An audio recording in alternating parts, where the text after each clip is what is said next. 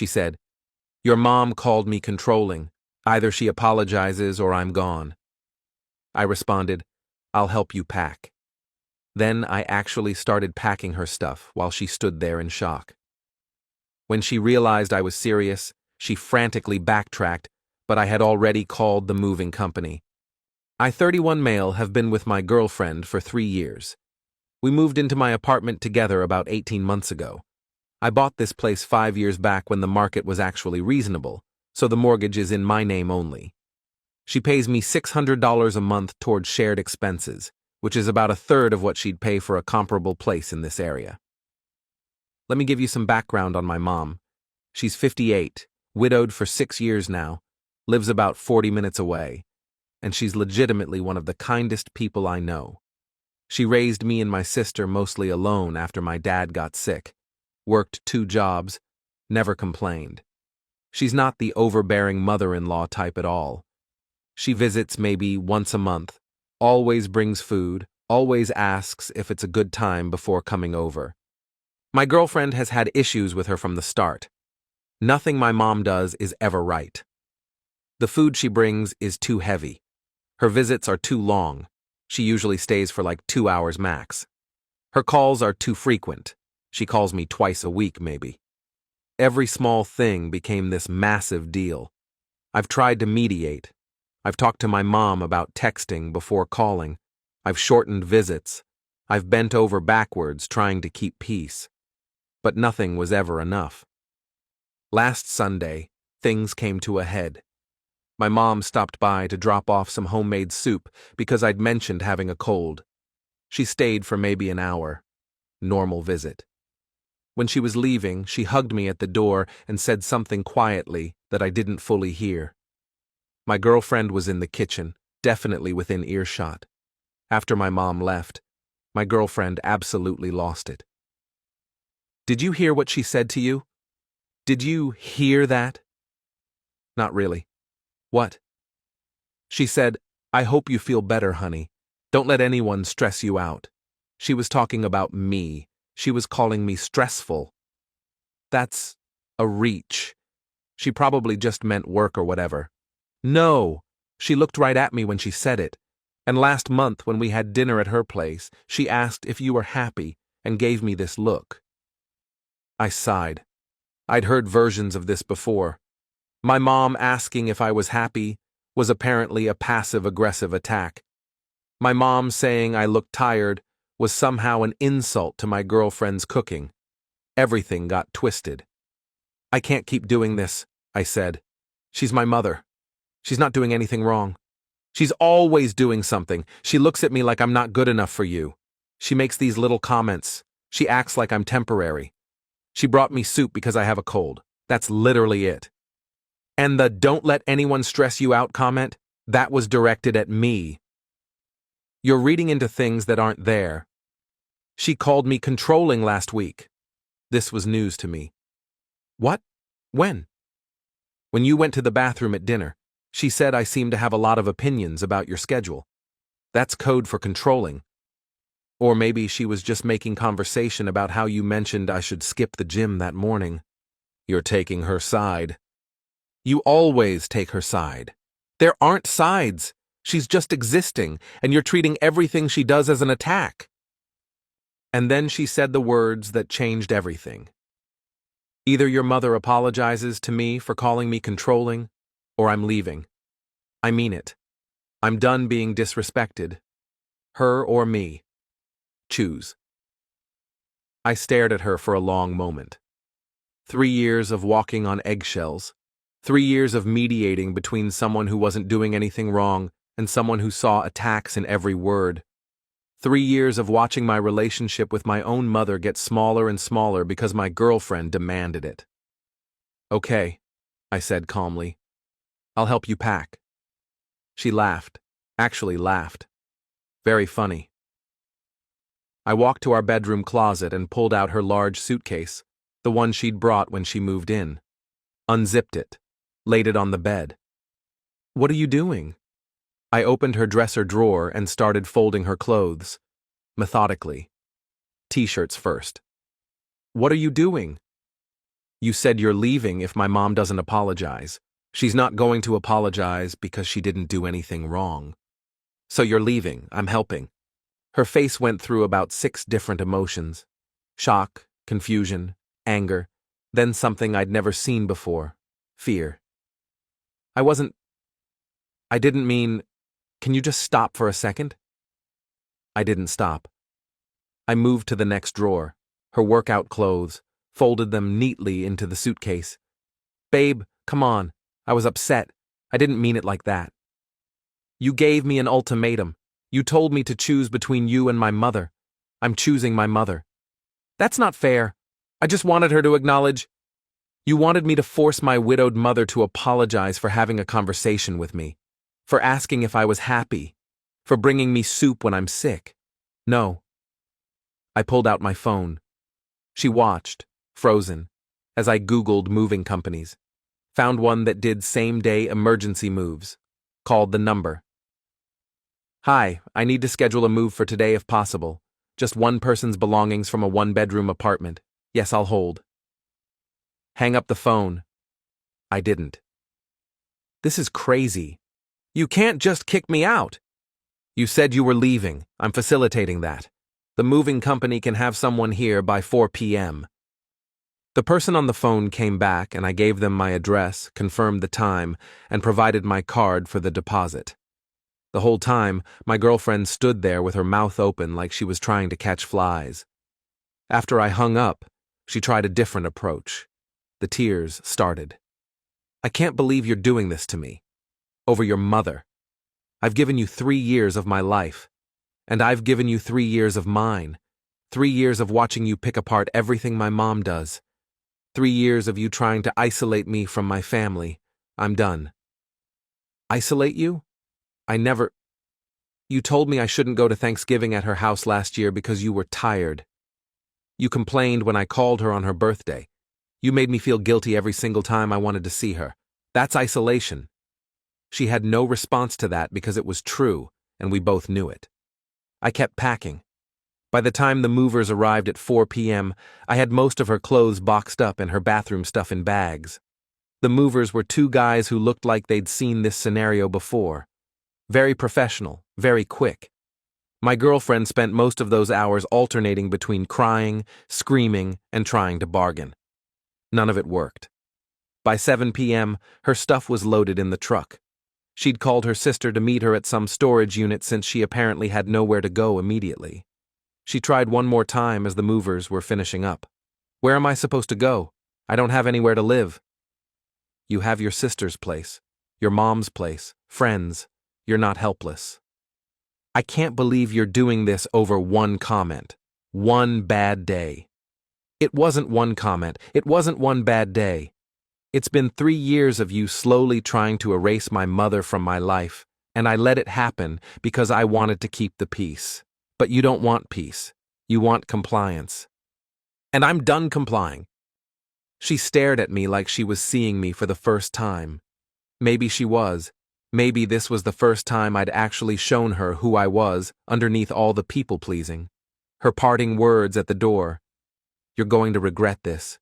No one will ever love you like I did. I hope that's true, I said, because this wasn't love. She left. I closed the door, sat on my couch in my suddenly quiet apartment, and for the first time in months, I felt like I could breathe.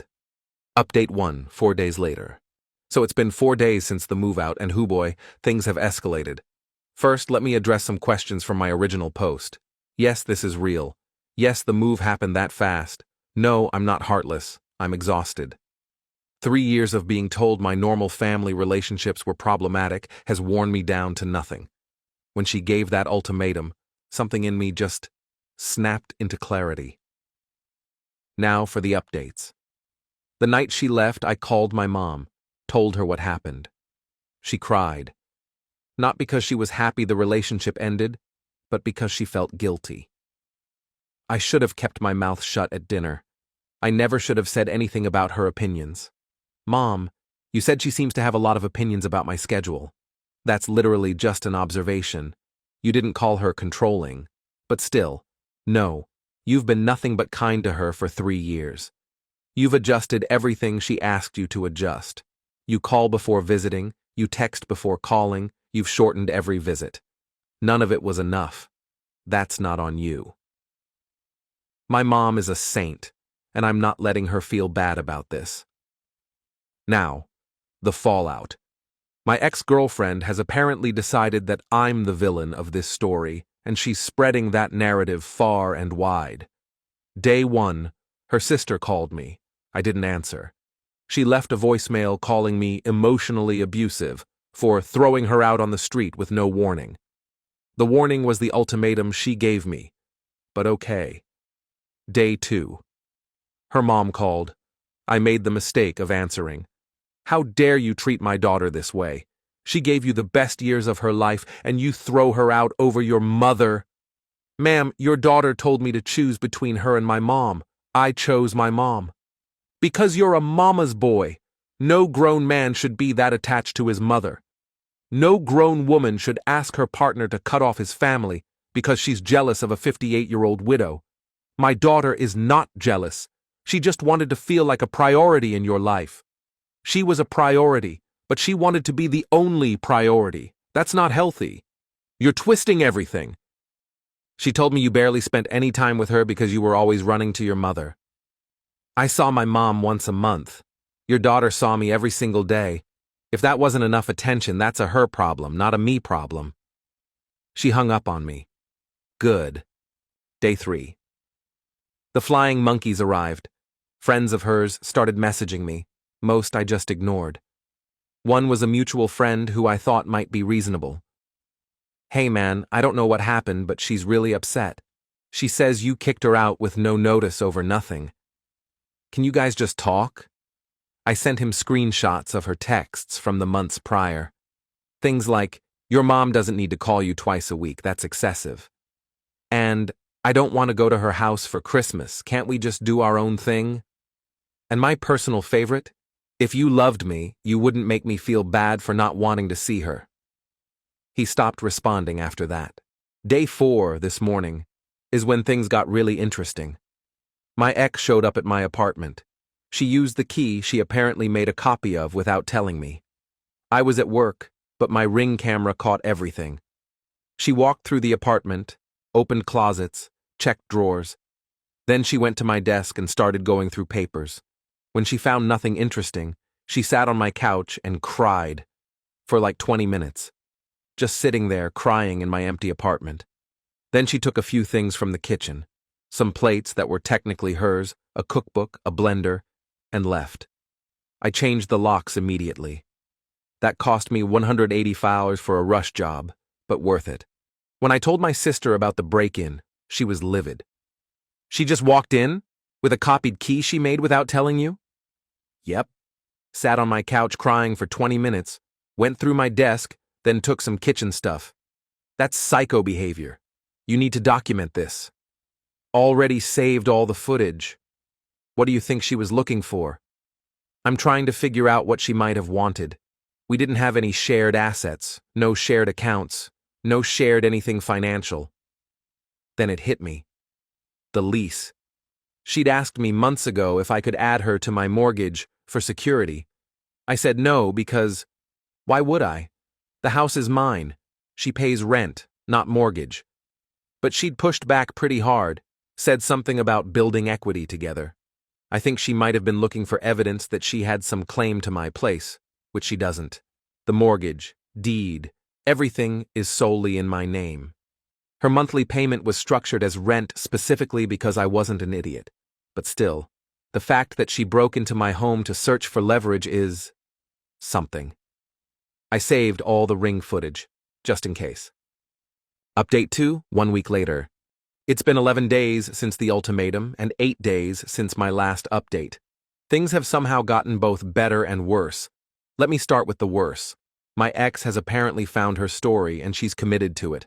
According to her and her family and her friends, here's what actually happened. I've been emotionally abusing her for years by prioritizing my mother over our relationship.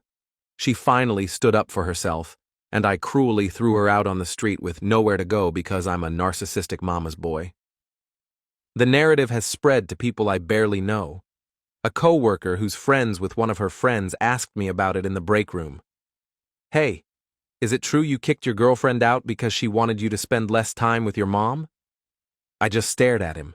No. She gave me an ultimatum demanding my mother apologize to her for a comment my mom didn't even make. I said no. She left. Oh, that's not what I heard. I'm sure it's not. The version she's telling makes her the victim of a controlling, emotionally stunted man who chose his mother over his partner. The actual version is that she tried to control my family relationships, and I finally said no. But truth doesn't spread as fast as drama, I guess. I know all this because her sister sent me a 6-paragraph text explaining all my faults. It included phrases like, emotional incest with your mother, and weaponized moving company. I don't even know what that means. I didn't respond. What's the point? She's also been calling my sister, trying to get an ally, I guess. My sister, bless her, has been shutting it down hard. She called me again, my sister told me on Tuesday. Cried for 30 minutes about how she doesn't understand what she did wrong, then said mom was toxic and asked if I agreed. I told her I agreed she should stop calling me. My sister's a real one.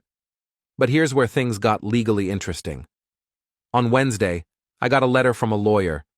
Not a cease and desist, not a formal lawsuit. Just a letter on behalf of my ex, claiming she was entitled to equitable compensation for her contributions to the household during the 18 months she lived with me. I read it 3 times. Then I called my own lawyer, a guy I know from college who does real estate stuff but knows people in family law. His response after reading the letter: this is garbage. Here's the breakdown he gave me. 1. She was never on the mortgage or deed. 2.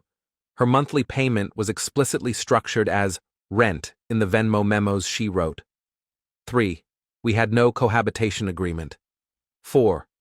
In my state, there's no common law marriage, and even if there was, we weren't together long enough. 5. She has 0 legal claim to anything. Her lawyer is apparently either doing her a favor or just taking her money to send scary letters. Either way, it's not going anywhere. I had my lawyer send a response. Very simple. Your client has no legal standing. Any further contact should go through this office. Additionally, we have video evidence of your client entering the property without permission after returning her keys, which constitutes trespassing. We advise your client to cease all contact. Haven't heard from that lawyer since, but the entitlement from her family continued. Her dad finally got involved, a man I'd met exactly twice in 3 years, both times briefly at holiday dinners. He called me on Thursday, very aggressive tone from the start. You need to give my daughter what she's owed. Sir, she's not owed anything. She paid rent. She didn't contribute to my mortgage. She helped build that home with you. She cleaned, she cooked, she made it a home. And she lived there, rent-free for the first 6 months before I even asked her to contribute. Then she paid below market rate. If anything, she got a great deal. You're going to hear from our lawyer. I already have. He agreed she has no case. That wasn't entirely true. His letter hadn't explicitly said that, but it shut him up. He mumbled something about me not hearing the end of this and hung up. Spoiler, I did hear the end of it. That was the last time any of them mentioned legal action. Now for the better part. My mom came over for dinner last night. First time she's been to my place without my ex hovering and making subtle comments about the visit being long enough. She stayed for 4 hours. We watched a movie. She made her famous pot roast. She told me stories about my dad that I'd never heard. She fell asleep on my couch for 20 minutes, and I just let her nap. It was the best evening I've had in 3 years. When she was leaving, she hugged me and said, "I'm sorry you went through this, but I'm not sorry you're free." That hit me harder than I expected. Final update, 3 weeks later. All right, this is going to be my last update on this situation because, honestly, I'm ready to move on. It's been about a month since the ultimatum and a lot has happened. Let me walk through it. First, the legal stuff resolved itself pretty quickly. Her lawyer sent one more letter, a weaker one this time, basically asking if I'd consider a settlement to avoid prolonged conflict. My lawyer responded with a detailed breakdown of why she had no case and mentioned the trespassing footage again. That was the end of it. No more letters, no more threats. The lawyer, I found out later from a mutual friend, was actually a friend of her family's who did this as a favor. He wasn't even taking the case seriously, just sending scary letters hoping I'd pay her off to make it go away. When my lawyer responded with actual legal arguments and evidence, he apparently told her family she had no shot and he wasn't going to court over it. She tried one more direct approach about 2 weeks ago. Showed up at my job, just appeared in the lobby and asked the receptionist to call me down. I work in a professional office building with actual security protocols, so they called me first. There's a woman here saying she's your girlfriend and she needs to speak with you urgently. She's my ex-girlfriend. Please ask her to leave. She's being very insistent. Then please call security. I watched on the lobby camera feed as security escorted her out. She was crying, making a scene, saying I was destroying her life. The security guard was very professional about it. Just walked her to the door and made sure she left. My HR department called me afterward to ask if I needed anything documented. I said yes. They noted it in my file as a personal security concern. Nothing formal, but there's a record now. My boss, who'd seen the whole thing on the security feed, pulled me aside later. Everything okay? Ex-girlfriend issues. She doesn't handle rejection well. Clearly. Let us know if you need anything adjusted. Parking spot, entry times, whatever. I appreciated that more than I can say. It's nice to work somewhere that actually takes employee safety seriously. Her family continued their campaign for another week or so. Her mom called me heartless and cold in a voicemail. Her sister tried to friend request my actual friends on social media to spread her narrative. Her dad, who I'd never even met, sent me an email saying I'd ruined his daughter's life. I responded to exactly none of it. What would be the point? They've decided I'm the villain. Nothing I say will change that. The mutual friends sorted themselves out pretty quickly. The ones who believed her version without asking me just stopped being friends. Fine. The ones who actually knew me, who'd watched my girlfriend criticize every visit, every phone call, every holiday with my family. They understood. One friend put it perfectly. She made you choose. You chose. She just didn't think you'd actually do it. That's really what it comes down to, isn't it? She was so sure the ultimatum would go her way. So confident that I'd cave like I always did. And when I didn't, when I actually called her bluff, her entire worldview cracked. I talked to my therapist about it. Yeah, I started seeing someone. Breakups are hard even when you're the one who made the call. She had an interesting perspective. People who give ultimatums usually don't expect them to be taken literally, she said. They're testing boundaries. They want to see how much power they have. When you called the moving company, you basically showed her she had no power over you at all. That's terrifying for someone whose whole relationship strategy is based on control. That made a lot of sense. Here's what I think happened over 3 years. She never actually wanted me to choose her over my mom. She wanted me to keep choosing her in small ways. Keep shortening visits, keep reducing calls, keep pulling away, little by little. Until one day I'd look up and realize I had no family left, and she'd be all I had. That's control, that's isolation, and I almost let it happen. The weirdest part of all this? She still doesn't think she did anything wrong. Her sister texted me last week. I haven't blocked any of them. I want documentation if things escalate, saying that my ex just wanted to feel like a priority and that any good boyfriend would have chosen his partner. I responded for the first time in weeks. Any good partner wouldn't have asked me to choose in the first place. Haven't heard from any of them since. As for me, I'm doing okay. Not great, not terrible. 3 years is a long time and the relationship wasn't all bad.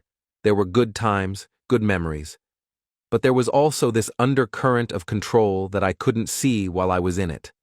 Now that I'm out, it's so obvious I feel stupid for not seeing it sooner. My mom and I have dinner every Sunday now. She calls when she wants, visits when it works for both of us. We're rebuilding what got chipped away, and it feels good. Last Sunday, she brought up the relationship for the first time in weeks. "I want you to know," she said carefully, "that I never intended to cause problems between you two." "You didn't. She caused the problems. You just existed." "But if I'd been less present, maybe—" "No, stop. You visited once a month and called twice a week. That's not excessive. That's normal family stuff. She was the one who decided it was too much. That's on her, not you." My mom got quiet for a minute. Then she said something that stuck with me. "Your father always said that how someone treats your family is how they'll eventually treat you." He was right. Yeah, he was. My sister checked in yesterday. "You know she's dating someone new already, right?" "How do you know?" "She posted it. 3 weeks out and she's already found someone who appreciates her." I genuinely hope that's true. I hope she finds someone who's okay with the dynamic she wants. Someone who doesn't have a family or doesn't care about maintaining one. Someone who won't feel the walls closing in when she makes small demands that turn into big ones. I hope she's happy. I really do. Just somewhere far away from me. My buddy came over last weekend to help me rearrange the apartment. It's weird how much space opens up when someone leaves, not just physical space, but mental space. I didn't realize how much energy I was spending managing her emotions, predicting her reactions, avoiding topics that might set her off. "You seem different," he said while we were moving the couch. "Different how?" "I don't know. Lighter. Less stressed." "Yeah. I feel lighter." She was kind of a lot, honestly. I never said anything because, not my place. But man, the way she'd get when your mom called, the faces she'd make, it was uncomfortable to watch. It's funny how everyone saw it except me. Or maybe I saw it too and just didn't want to admit it. The apartment is quiet now. My stuff is where I leave it. My schedule is my own. My family is back in my life in the way they should have always been. Was it worth 3 years to learn this lesson? I don't know. But I'm not going to waste any more time thinking about it. Last thing. Someone in my original post asked if I felt guilty about how quickly I moved. About the moving company, the same-day exit, all of it. The answer is no. When someone gives you an ultimatum, when they force you to choose between them and your family, they've already made the choice for you. They're just waiting for you to rubber stamp it. I didn't rubber stamp it. I called the bluff. And now I'm free. Thanks for following along. Time to log off and go live my life.